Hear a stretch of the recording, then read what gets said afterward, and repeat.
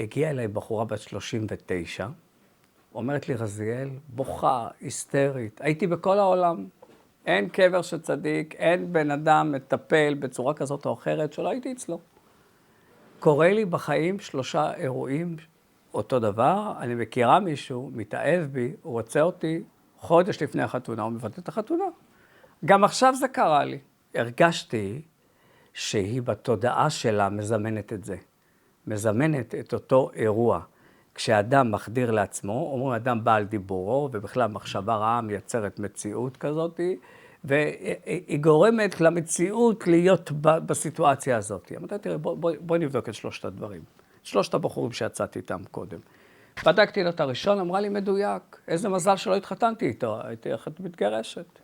בדקתי את השני, הבנו בדיוק מה היה שם, לא הייתה אהבה, והוא היה אינטרסנטי כלפיה, וככה לא היה מחזיק. בדקנו את השלישי, אמרתי, תראי, פה נראה לי הלכת בהתפשרות לגמרי, זה לא את, אז יכול להיות שגם לא היית מחזיקה מעמד. אבל פה באמת יש מרגיש אהבה אמיתית פה, אני מרגיש פה משהו.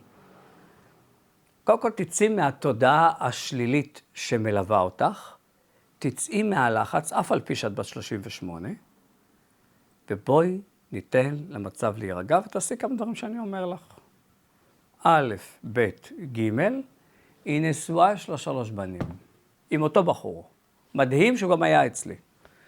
יעצתי לו דברים בשביל העסקים, בשביל עצמו, נתתי לו את החשיבות שאיזו ילדה מהממת, ואיך זה חוזר אליי.